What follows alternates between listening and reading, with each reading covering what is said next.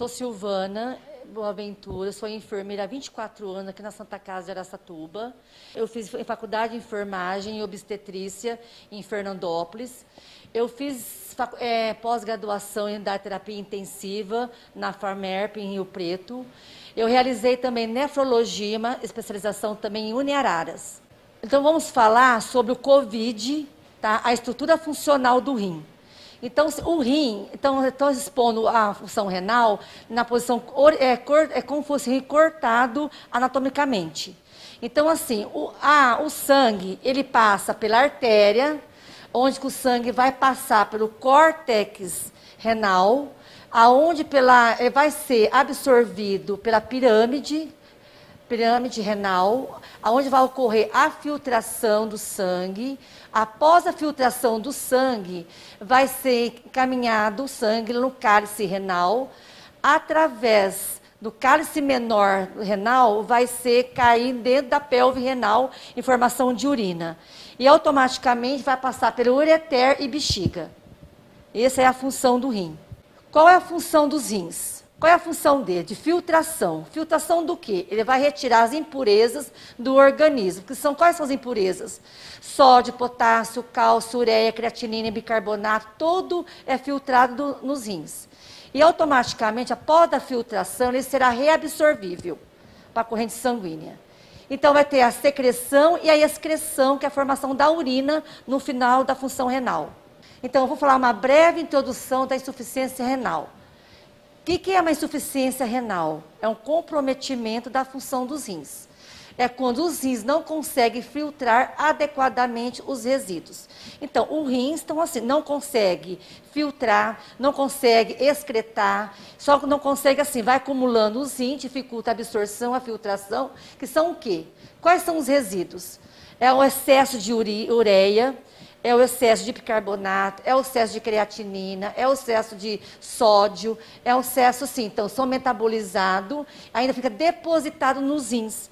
E esse resíduo, retorna para o rim, que aí vai acontecer o quê? Uma deficiência. Então, os sais com sódio e potássio também, o acúmulo de líquido no rim. Então, o que acontece? O rim tem uma sobrecarga, os rins, e não consegue fazer adequadamente a filtração, devido a uma lesão renal. E também os resíduos não filtrados, ele afeta a composição do sangue. Causa um edema, causa uma hipertensão, causa uma insuficiência de potássio, causa também o aumento da creatinina. Então, fica depositado na corrente sanguínea. Quais são os sinais de alerta de uma insuficiência renal? Quais são? A diminuição do volume urinário. Um paciente está anasarca, o paciente está hipertenso, o paciente diminuiu a urina. Então, o máximo com a pessoa normal tem que urinar 1 litro a 2 litros de urina. Vai causar o quê? O alerta, um edema. Pode ser um edema local, pode ser nos membros inferiores, pode ser um edema de face, e também pode ser um anasarca, o corpo generalizado edema. Pode levar a uma sonolência, uma confusão mental devido à ureia estar muito alta, inapetência, perda de peso, pode ocorrer também, uma hipotensão. Então, o exame é feito do quê? Através do PCR, quantitativo maior que 10. Então, uma leucocitose também pode ser um alerta, uma insuficiência renal também. Um balanço hídrico positivo. Então, por exemplo, um paciente é internado na unidade de terapia intensiva. É um paciente em ventilação mecânica, um paciente está com droga vasoativa, é um paciente que está recebendo muito volume de medicamento, de noradrenalina, de soro, de sedação. Todos os líquidos que são introduzidos para o paciente têm que ser eliminados. Se eu introduzir 2.000 ml de líquido para esse paciente, ele tem que eliminar 2 litros. Aí sim, se eu, por exemplo, eu coloquei 2 litros no paciente de volume, ele urinou 500, se urinou 600, ele está retendo. Então, está contendo um comprometimento da função renal. Qual é importante lembrar? Então, quem trabalha na terapia intensiva, o alerta que tem que ter a enfermagem. a enfermagem tem que atentar no balanço hídrico. Porque são os dados importantes para o médico poder fazer um cálculo de um medicamento. Se eu não lançar adequadamente uma quantidade correta de um antibiótico, desse volume de antibiótico, se eu colocar um soro de manutenção inadequadamente, se eu não lançar, eu coloco um soro de 8 em 8 horas, um soro de 1000, são 3 litros que estão recebendo, mais a sedação, mais a noradrenalina, todos os medicamentos. Então, o que acontece? Se recebeu 5 litros de líquido em 24 horas, ele tem que eliminar 5 litros. Se não eliminar, está acontecendo o quê? Uma sobrecarga de volemia para esse paciente. Quando as perdas são superiores à quantidade administrada, diz que o balanço hídrico é negativo. Ao contrário do positivo. Se eu estou ingerindo no paciente uma quantidade de líquido suficiente, 5 litros, se eliminou 5 litros, então está beleza esse balanço hídrico, está eficaz. Pode ir, Elis. O Covid-19. Da onde que ele surgiu? É uma doença, sim. É uma pandemia, é uma doença contagiosa, recentemente descoberta. É um novo coronavírus, o SARS-CoV-2. Então, de onde que surgiu o Covid? Ele surgiu em Wuhan, na China, em 2019. Então, o Covid, ele surgiu num local, numa cidade. E com isso aconteceu o quê? Foi proliferando para o território e correu uma pandemia global. Isso aconteceu, foi 11 de março de 2020. Então, 11 de março de 2020, ocorreu uma pandemia mundial. Não foi só naquela região. Ocorreu nos Estados Unidos, ocorreu na Argentina. Então, foi o mundo inteiro passou por essa pandemia, está passando por essa pandemia. O mais contagioso do que o SARS-CoV é o MERS-CoV. É vários tipos de Covid, de bactéria, de vírus. Então, esse multiplica, são vários tipos diferenciados, né? Então, assim, cada um com uma referência. Então, esse é o coronavírus, tá? Então, esse é o Covid, ele então, leva um comprometimento pulmonar através das vias aéreas, tá? E levando uma pneumonia intersticial. Tá? Então, esses são os anticorpos. Esses espéculos, essas pontinhas aqui do coronavírus são espéculos. E esse aqui é o processo infeccioso, é os antígenos. Então, a apresentação clínica. A síndrome respiratória aguda grave, de 100 pessoas, tiver 16 a 20% do comprometimento de múltiplos órgãos. Quais são o comprometimento? Coração, trato gastrointestinal, aconteceu também hematológico, também o sistema nervoso e os rins. Então, o Covid, ele acarreta danos tanto no pulmão, quanto nos rins, como no coração, todo o sistema imunológico acontece. E, bem dizer, ele é um destruidor. Ele arrasa o organismo. Então, tiveram um estudo, né? Um estudo, Dião, ele fez um estudo em 2020, afirmou o quê? Como que descobriu que esse vírus levou ao comprometimento dos órgãos? Então, esse estudo do Dião, ele fez o quê? Vários estudos que existiu uma lesão tecidual tubular por uma intoxicidade dos rins. Então, foi comprovado que o Dião falou que esse vírus leva também uma lesão renal. Então, por isso que descobriu que esse vírus causa lesão dos rins. Qual a incidência da lesão renal aguda? A incidência da lesão renal aguda vem elevando com frequência em pacientes do Covid-19. Devido à prevalência de 80% de pacientes graves, maior mortalidade nos pacientes com alteração renal. Olha o comprometimento que aconteceu. Então, levou comprometimento renal no cálice renal, na pirâmide renal, aonde que ocorre a filtração. Então, o vírus, ele causa uma lesão renal grave de necrose, aonde? No cálice renal, aonde ocorre a filtração dos rins, do sangue. Pode passar, eles. Então, estudo de análise laboratorial. Então, fizeram um estudo, um hospital de escola terciário, 701 pacientes internados, sendo que 14% de elevação da creatinina, 10% do aumento da ureia, 5% da lesão renal aguda, 44% de proteinúria e 27% de hematúria. Então, eles tiveram um estudo no hospital, essa escola terciário, que 701 pacientes, teve maior prevalência, aumento da proteinúria e teve, assim, uma lesão renal grave. Vamos lá?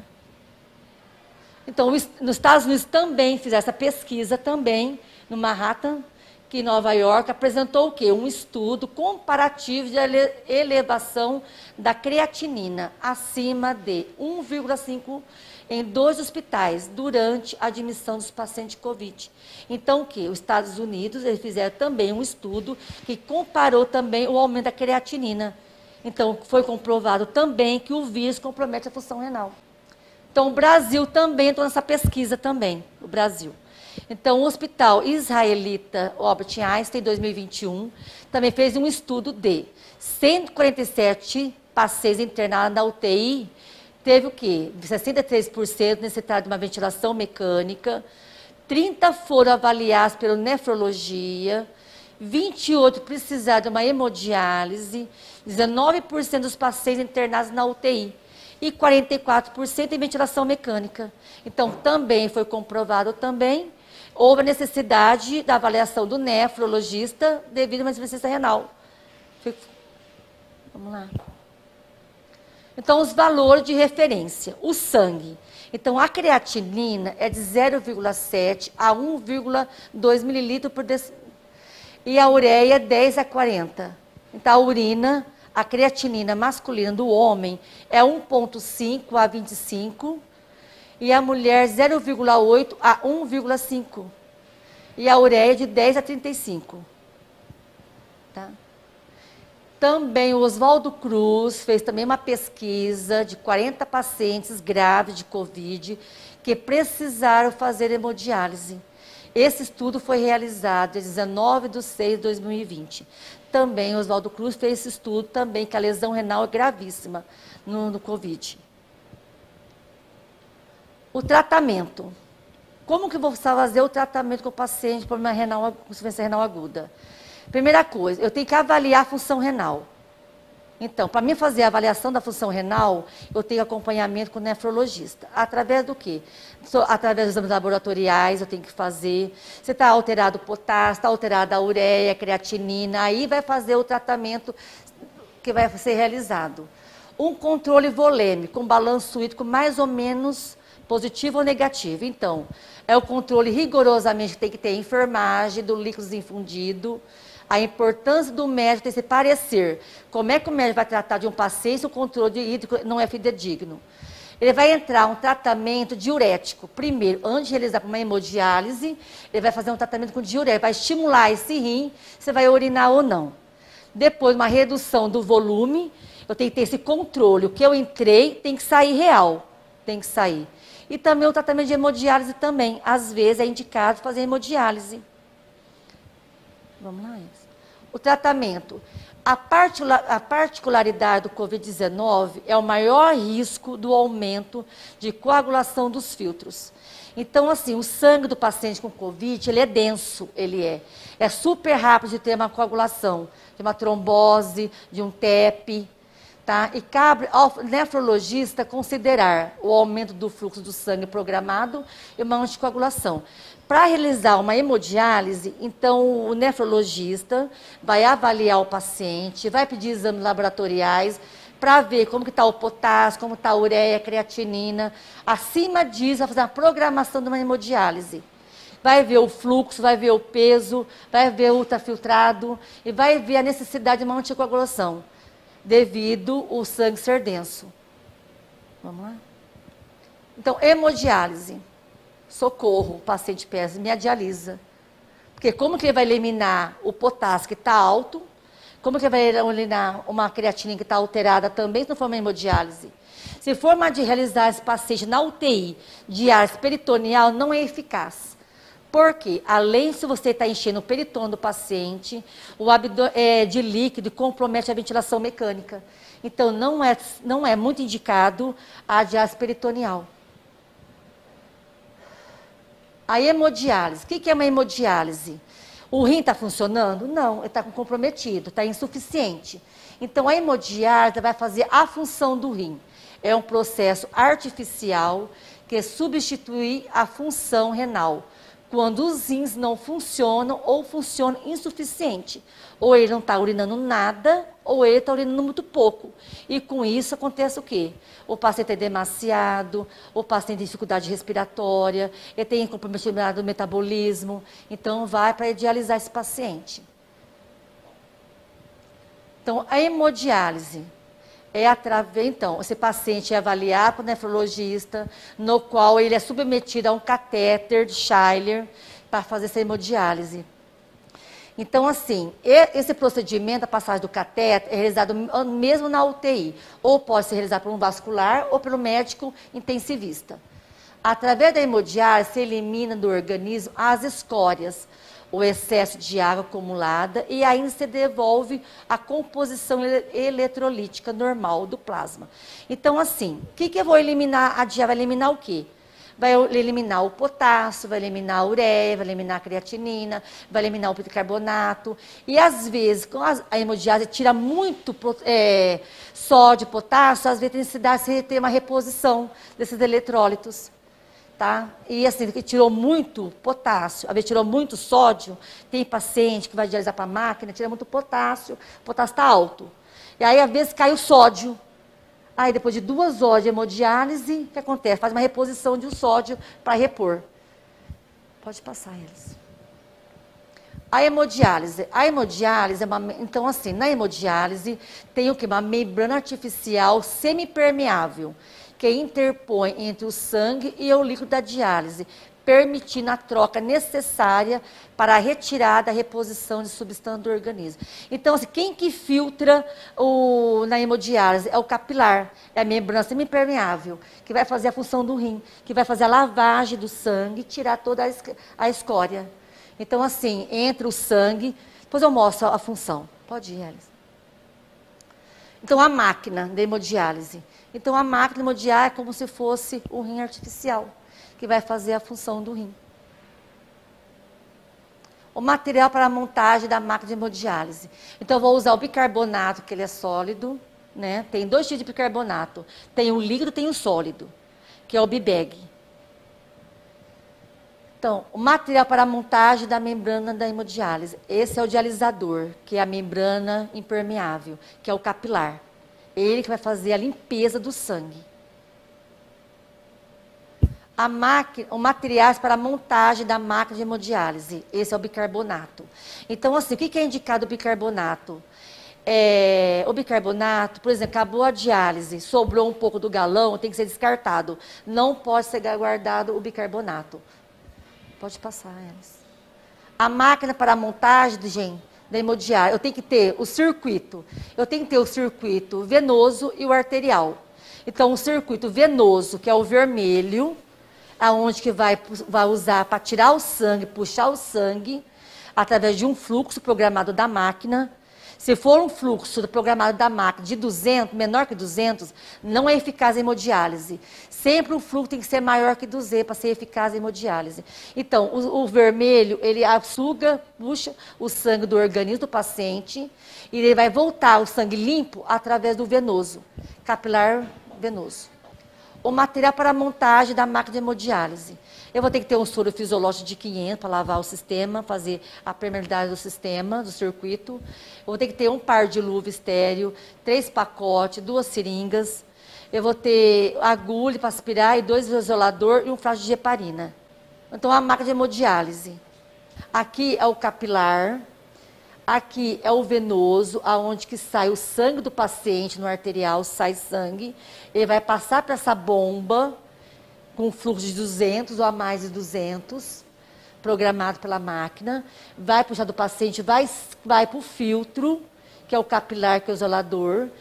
Então, assim, para poder dialisar um paciente, eu tenho que ter o bicarbonato, eu tenho que ter o ácido, a solução de sódio, potássio, eu tenho que ter mais água purificada. A água purificada dá osmose. Então, a osmose transforma a água que vem do cano, purifica, tira a impureza e faz aquela mistura. E essa mistura, ela vai entrar pelo capilar. Então, assim, o sangue, ele entra na parte superior, o líquido, a mistura do líquido para lavar o sangue, passa na parte inferior do capilar, aonde vai lavando, igual uma vassoura. Ele vai limpando todo esse sangue. Aí esse sangue limpo, ele vai sair pelo capilar venoso, sem as impurezas.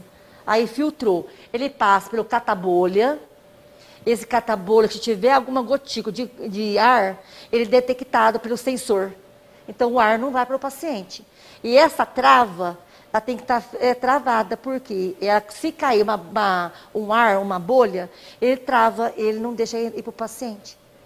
Então, assim, o isolador, ele evita bolha, ar gasoso para o paciente.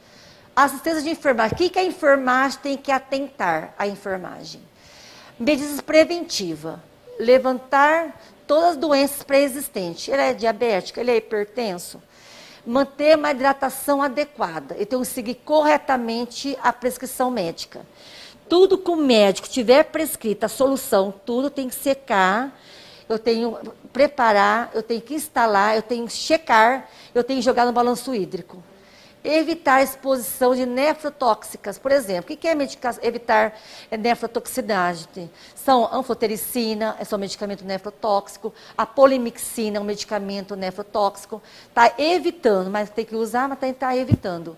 Monitorar o débito cardíaco, evitar quase infecciosos. Por que quase infecciosos? Lavar as mãos antes e após a cada procedimento, montar o sistema, o circuito com técnica asséptica, trocar um curativo com técnica asséptica, um curativo, entendeu? E assim, sempre evitar a contaminação para o paciente.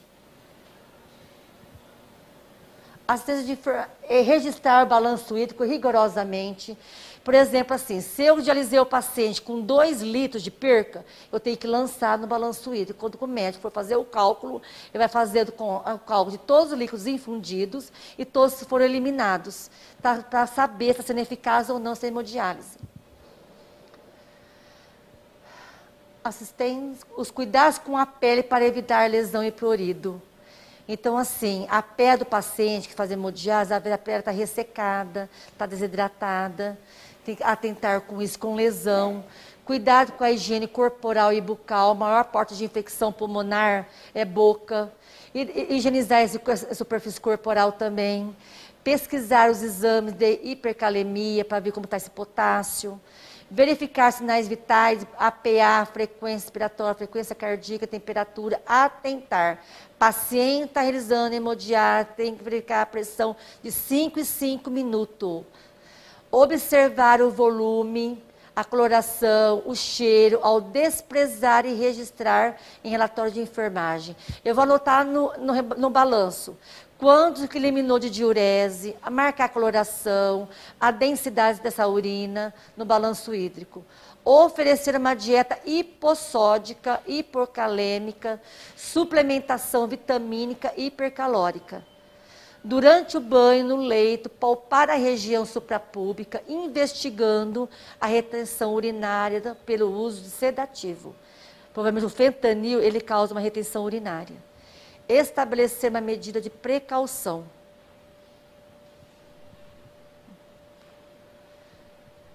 Então, comunicar o médico, o fisioterapeuta, alteração da a parte respiratória dos parâmetros, entendeu? Sempre atentar os parâmetros ventilatórios, atentar a saturação do paciente, atentar a pressão arterial, a hipotensão, investigar desequilíbrio ácido-base na gasometria arterial para ver como está com acidose metabólica ou respiratória. Administrar os antibióticos no horário aprazado pelo enfermeiro. Então, o enfermeiro tem que fazer o aprazamento. Se o paciente está tomando 4 tipos de antibiótico, vou fazer um espessar, não jogar um antibiótico no mesmo horário para o paciente. E respeitar o tempo de infusão. Tem antibiótico que corre 6 horas, então vou ter que respeitar 6 horas a infusão desse antibiótico. Comunicar qualquer alteração clínica do paciente para o enfermeiro e para o médico. Durante a hemodiálise, administrar medicamentos prescritos e após medicar, checar e anotar na tabela de enfermagem. Observar a presença de sangramento nasal e cutâneo, devido a que o paciente está tomando anticoagulante. Atentar com isso. Observar sinais de tremores, sonolência, náuseas e vômitos, tonturas, câimbras musculares. Comunicar para o enfermeiro e para o médico. Oferecer dieta e hidratação pós-término da hemodiálise. O paciente, quando está dialisando, tem muita sede, ele tem. Então, atentar com isso. Atentar, não oferecer muito líquido para esse paciente que está dialisando. Se eu estou tirando líquido, eu não posso infundir muito líquido para esse paciente. Restringir o volume. Se o paciente está tomando antibiótico com soro de 200 ml, tem que cortar a quantidade dessa infusão. Porque não vai adiantar nada a minha hemodiálise, porque eu dialiso o paciente com 2 litros no hemodiálise, eu vou infundir mais 3 litros? Não, eu tenho que restringir os antibióticos, o volume, restringir a água do paciente, restringir tudo que é infundido no paciente. Controle hídrico. Registrar o controle das perdas, comunicar ao nefrologista a quantidade de perdas, oferecer o conforto e empatia ao paciente, respeitar o paciente na hora da higienização.